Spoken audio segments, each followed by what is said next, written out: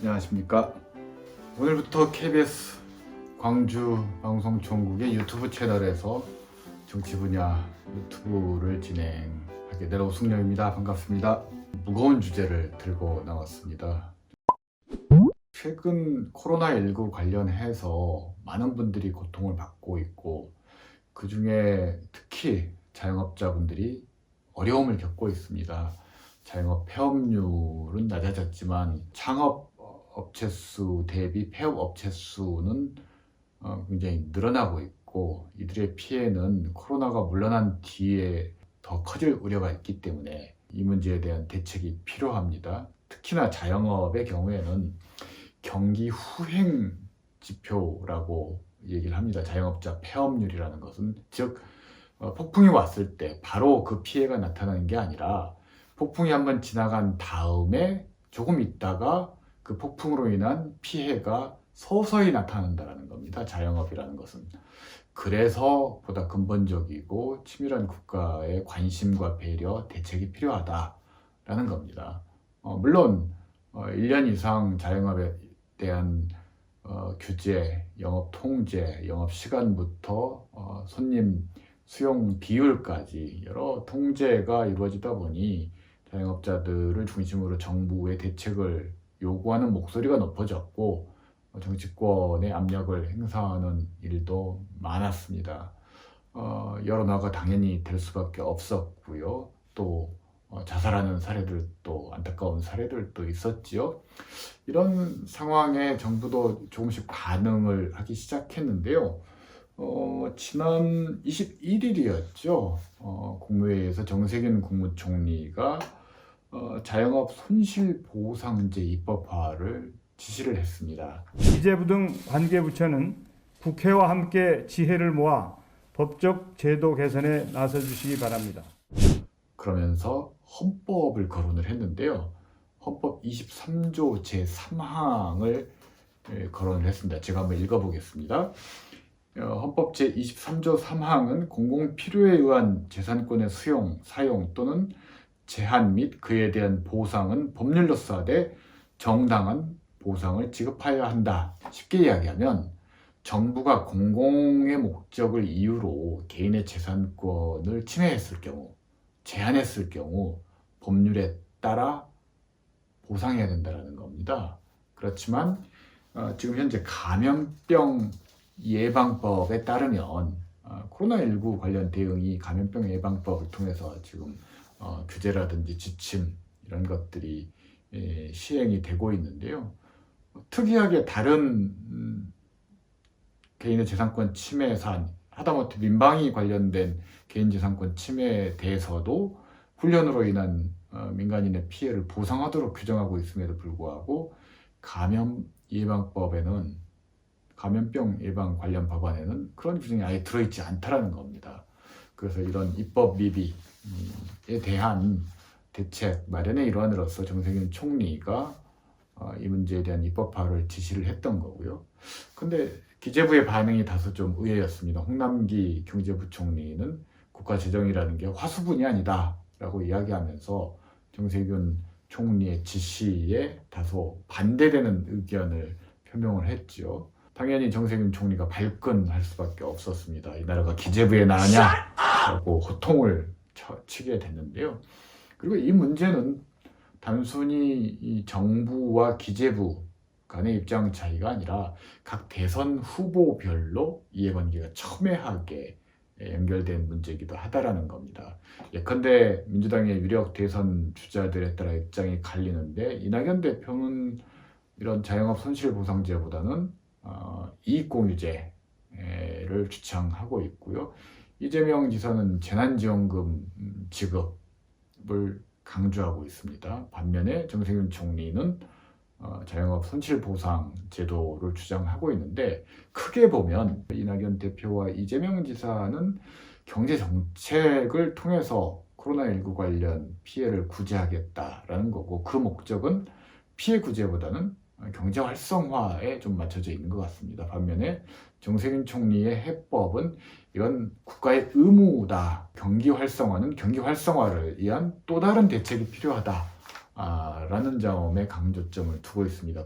즉 재난지원금에 대한 선별 지원의 입장을 고수하면서도 코로나19 방역 대책으로 인한 자영업자의 법률적 구제 부분을 언급하고 있다는 점에서 다른 두 분보다 조금 더 포괄적이다라고 평가를 할 수 있고, 다만 다른 두 분의 해결책보다 대책보다도 훨씬 더 많은 국가 재정을 필요로 한다, 그런 문제 한계는 조금 있는 것 같습니다. 그래서 오늘은 간단하게 이 문제 쟁점들을 살펴보도록 하겠습니다. 세 가지 쟁점, 이 자영업 손실 보상제와 관련된 세 가지 쟁점이 있습니다. 코로나19로 자영업자만 손해를 본 거냐? 그렇지는 않다라는 겁니다. 특수 형태 근로종사자들도 많은 피해를 보고 있고, 그리고 일용직, 임시직들, 그리고 프리랜서들, 그리고 비정규직, 이런 분들도 일감이 줄어들고 노동시간 줄어들면서 수입이 줄어드는 고통을 겪고 있다는 거죠. 근데 차이는 뭐냐? 이분들의 피해는 직접적인 피해가 아니라 코로나19로 인한 경기 침체의 2차적인 영향이라면, 자영업자는 정부가 직접적으로 영업시간과 또 영업 방법, 그리고 손님 수용 비율까지 정하고 있다는 겁니다. 즉 정부의 직접적인 규제, 제한에 의해서 영업이익, 영업 손실, 매출 피해를 강제받고 있다는 점에서 조금 다른 것 같습니다. 두 번째는, 자영업자들이 큰 피해를 입는다라는 것은 인정한다 하더라도 재원이 없는데, 홍남기 부총리 표현을 빌리자면 국가재정이 화수분이 아닌데 이걸 어떻게 할 거냐, 뭐 수백 조가 들어갈 수도 있다고 하는데, 근데 일단 수백 조가 들어간다라는 것은 좀 엄살인 것 같고요. 지금 현재 국회에 발의되어 있는 법안들을 보면 최저임금을 기준으로 손실분의 50%에서 최대 60% 정도 보상을 기준으로 한다면 월 1조에서 많아야 2조를 조금 넘어가는 액수라는 겁니다.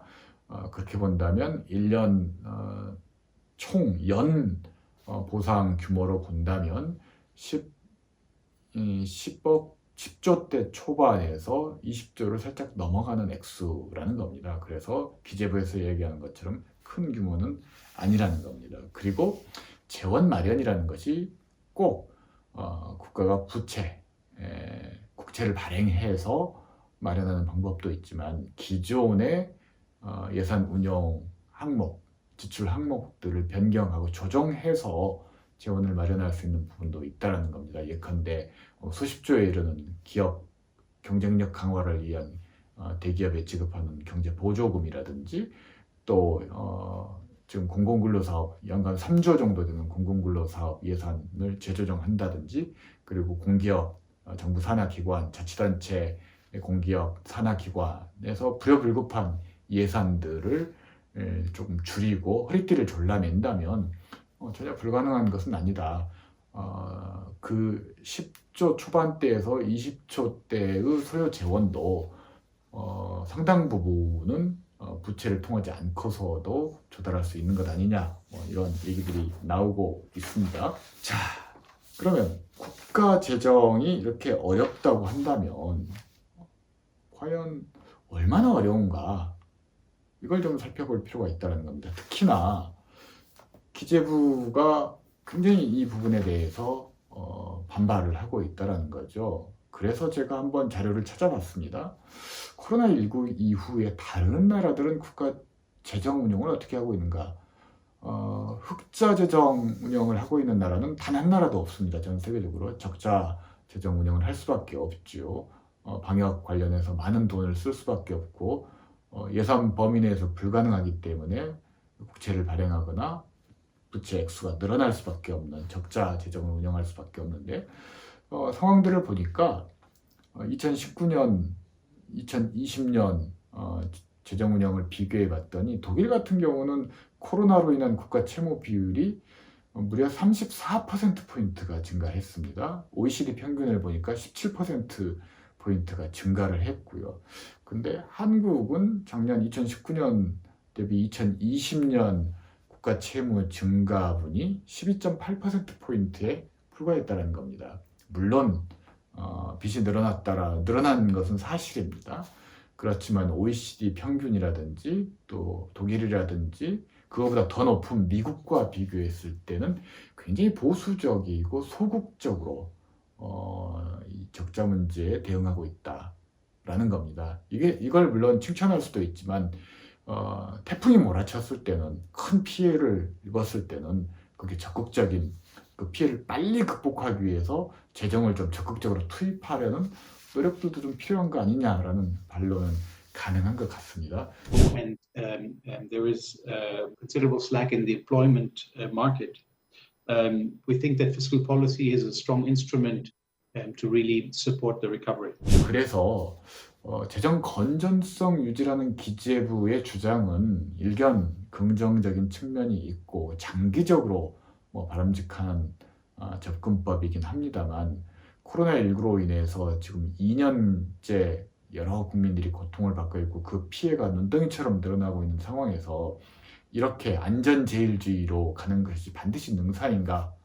여기에 대해서는 반론들이 조금 있는 것 같습니다.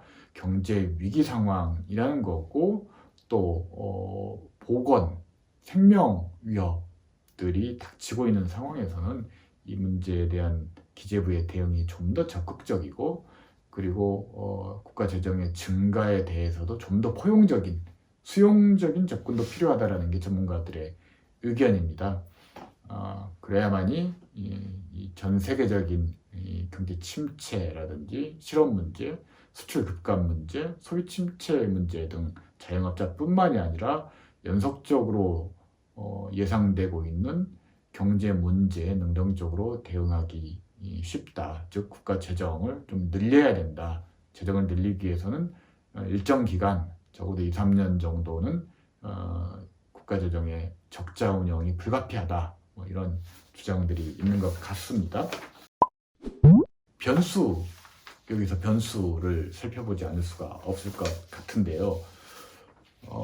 가장 큰 문제는 자영업자들이 피해가 장기화되다 보니 헌법소원을 냈다라는 거예요. 그래서 PC방 업체를 비롯해서 자영업자들이 감염병 예방법이 반드시 규정하도록 돼 있는 기본권 침해에 대한 손실 보상 규정이 없고 이것이 헌법이 보장하고 있는 기본권을 침해하는 것이라고 헌법재판소에 헌법소원을 제기를 했다는 겁니다. 보상 규정이 필요한데 이 법에서는 전혀 보상을 하고 있지 않기 때문에 비례관계를 이뤄서 재산권을 침해했다.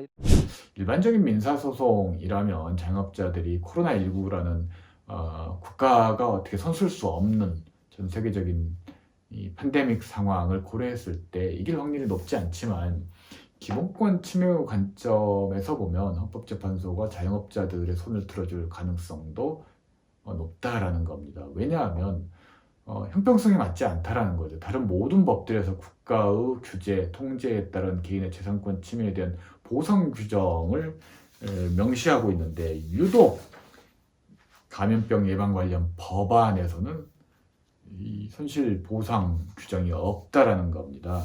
그래서 이 문제에 대해서 헌법재판소가 이야기할 수 있는 것은 입법 부작이라고 흔히 얘기를 하는데요.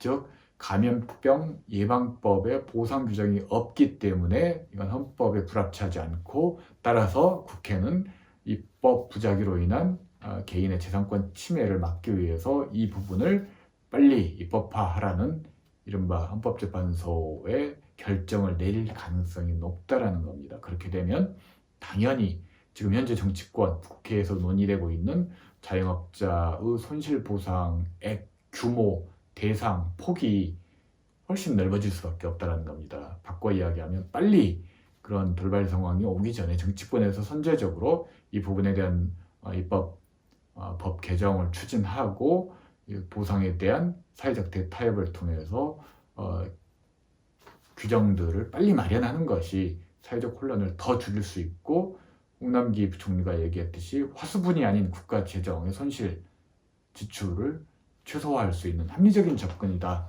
라고 얘기를 할 수 있을 것 같습니다. 자, 마지막으로 살펴볼 건 그렇다면 언제쯤 이게 자영업자들에게 피해 보상 구제 될 수 있겠는가? 먼저 좀 안타깝게도 국회 차원의 입법은 시간이 필요한 문제고 법안이 통과되더라도 국회에서 법안이 통과되더라도 관련 보상 기준과 범위, 기준, 보상액 산정 이런 것들에 대한 정부 지침이 나오기까지는 또 2, 3개월이 소요되기 때문에 올 상반기 내에 이 부분이 여기 자영업자들 입법화되더라도 자영업자들에게 보상금이 지급되기는 쉽지 않을 것 같습니다. 그래서 당정 협의를 통해서 지난 27일이었죠. 4차 재난지원금을 통해서 피해 보상을 하는 방향으로 정부와 민주당이 의견을 모아가고 있는 것 같습니다. 좀 불가피한 측면이 있는 것은 사실이고요. 다만 이 과정에서 자영업자와 정부 간에 새로운 논란이 발생했는데요. 그 논란이라는 것은 이런 겁니다. 정부의 입장은 자영업 피해에 대한 정부의 정책, 영업 제한으로 인한 자영업 피해를 보상하되 법이 통과된 시점부터 발생하는 피해에 대해서만 보상하고 그 이전의 피해에 대해서는 4차 재난지원금으로 가름하겠다라는 입장인 것 같습니다. 앞으로 코로나 팬데믹과 같은 새로운 이런 전염병이 생길 경우를 대비하기 위한 법적 근거이시다. 그래서 이 소급 적용에 대한 논란은 여기서 마쳤으면 좋겠다. 이에 반해서 자영업자들은 당연히 그건 말도 안 된다. 지금까지 1년 넘게 자영업자들이 정부의 영업 규제로 인해서 피해를 감수했는데 법 통과 이후 시점부터 구제를 하겠다는 것은 그동안의 피해에 대해서 결국은 구제하지 않겠다는 거 아니냐. 당연히 반발할 수밖에 없을 것 같고요. 사회적 합의가 이루어지는 과정에서 또 다른 이견이 발생한 경우라고 할 수 있을 것 같은데 아마 정부의 입장과 자영업자들의 입장이 워낙 첨예하게 대립하기 때문에 정치권의 중재 노력이 적극적으로 필요할 것 같습니다. 아마도 이 문제는 국회 차원의 문제만이 아니라 지역 자영업자들의 피해도 크기 때문에 아마 광주시와 지역 자영업자들 간의 사회적인 논의 테이블도 필요할 수밖에 없을 것 같고요. 그러한 논의 테이블이 마련된다면 다시 한번 이 채널을 통해서 이 시간을 통해서 추가적인 얘기들을 나누어 보도록 하겠습니다.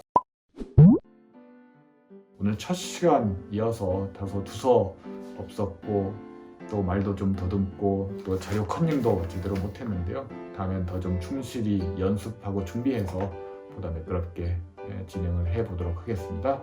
오늘은 여기까지고요. 많은 격려, 응원 부탁드리겠습니다. 감사합니다.